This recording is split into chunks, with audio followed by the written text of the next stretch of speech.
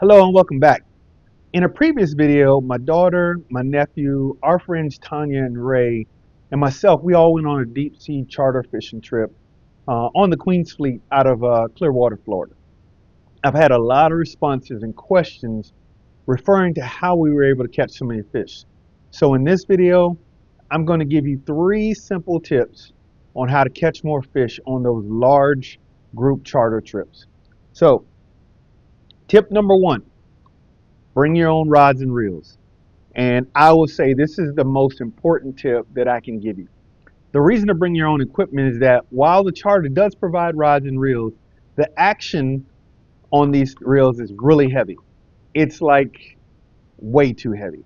So I like to use a medium heavy rod with a moderate or fast action tip because it provides a little bit more sensitivity so that way you can feel those subtle bites on those fish.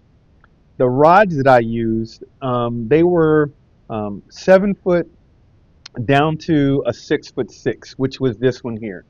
And with the shorter rod, because you have so many people on there, you're able to control your rod a little bit better and maneuver around a little bit more with all those people on there. So as far as the reels, we were using 3,000 size all the way up to this was a 6,000 size reel. And in my opinion, the 4,000, 5,000 size are perfect for those type of charters. So all the reels that I used were pins. This was a pin pursuit, and I had pin battle 2s and 3s on the other ones. And so the biggest thing is I just use those because they have a smoother action. They're made for salt water and they have a decent drag. And as long as you have that, you should be good to go. The 3,000 size caused a little issue with my nephew because it didn't have the power that he needed. But the 6,000, I was able to handle fish all day long, and there was nothing that I couldn't stop with this. Even with the hogfish that Ray caught, I would have been able to handle that with no problem. So when it comes to line, like I mentioned in the video, do not use braid. I do have braid on this one. I didn't have any issues with this one because this braid is a lot heavier. The braid that my nephew had on his rod caused a lot of issues because once it goes slack in the current, it allows that line to get tangled with others much easier around you. So once again, don't use braid. The reels that the charter used are spooled with 50 to 60 pound monofilament. And in my opinion, I think that was overkill. Using 40-pound monofilament or fluorocarbon is ideal for the situation. The leaders that we were using were 30-pound test monofilament. Actually, these were 30-pound fluorocarbon leaders, and they were using 50. And I think because I had the smaller diameter leader, I was able to generate more bites on that just because the fish weren't leader shy. I had 40-pound on standby just in case we were breaking off fish, but we didn't have any fish to break off, so it was not an issue. So tip number 2, use a dropper rig. That's not the only way to fish out there, but I will tell you this particular rig really paid off for us. So basically a dropper rig is you have a weight on the bottom, whether it's an egg sinker like this or a pyramid sinker. You have that set up on the bottom, and then you have some of your leader line. You have a hook that protrudes out from the leader, and then you have a barrel swivel connected to your main line. With this, we were able to catch a lot more fish. The reason why is that, so the reason behind this is that if this is the bottom, your weight rests on the bottom, and now you have this bait dangling in their face as they're swimming along the bottom. It's easier for them to find your bait and go ahead and consume it. So that way it gives a little bit more sensitivity as well, because if you have a Carolina rig, so that's the way that the charter set up theirs. So basically it's in reverse. You have your main line coming this way, you have your weight, and then you have the line or your hook over here. You're not able to feel that fish as easily. Once I switched to this, with this being here, anytime we felt any movement on this, it's straight connected to our line, to our pole. And man, it was super sensitive this way, and we hooked up on a lot more fish this way. So there are many ways to tie a dropper rig, and I'm going to show you the easiest way for me to tie this dropper rig while we're out on the boat. So to make a dropper rig, it's pretty easy.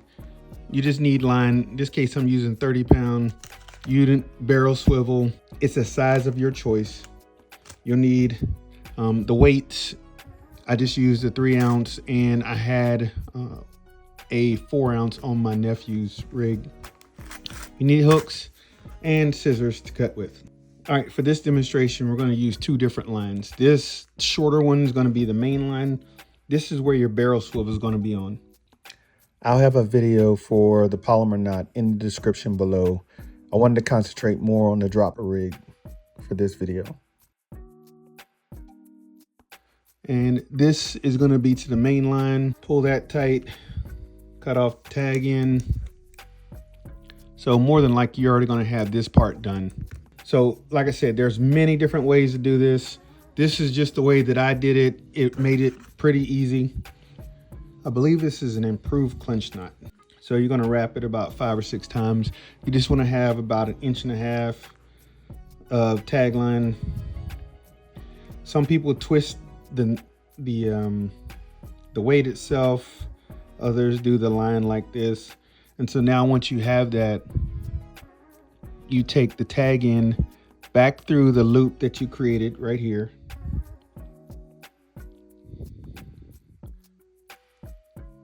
It's hard to do on camera. And then you just pull this line down. And that cinches down tight, and that's it. And then you can cut the tag in there. And so that's what's going to be on the bottom. So now what we have to do is tie our actual dropper rig. In the video, I was actually using a 3/0 hook, so that's what I'm going to go with.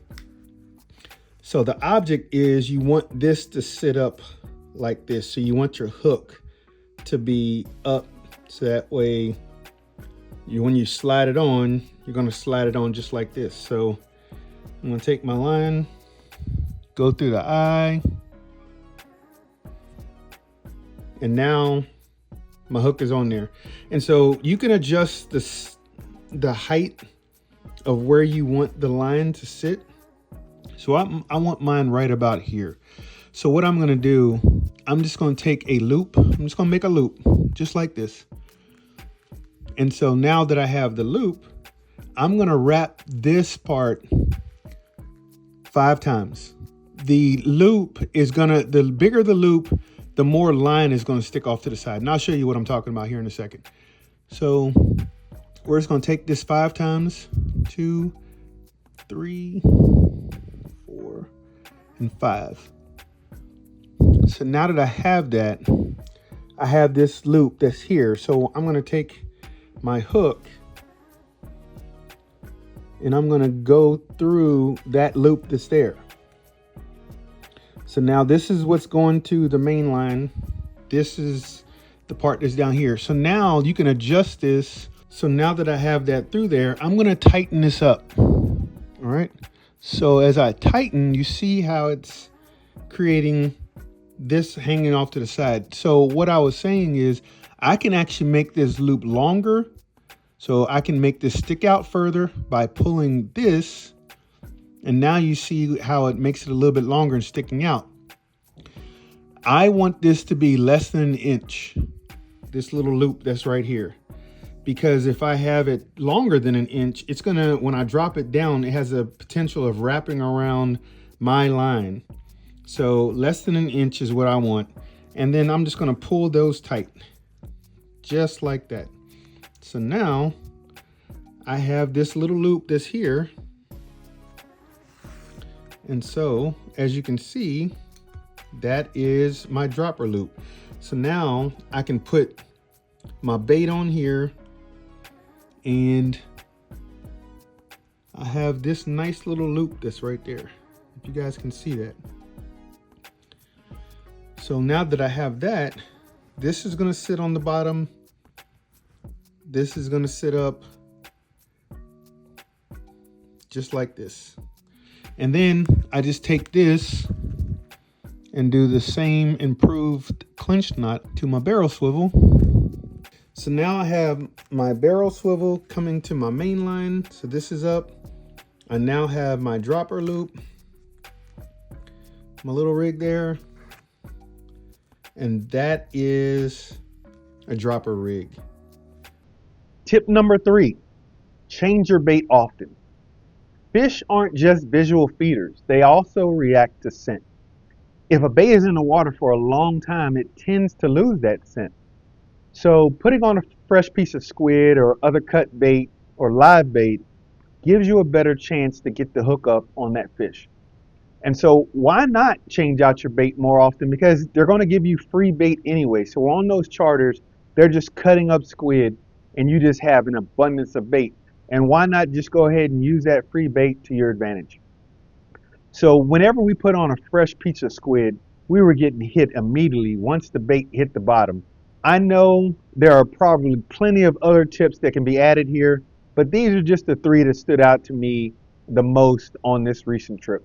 So these tips definitely helped us out and put more fish in the boat, and I believe they can help you out as well.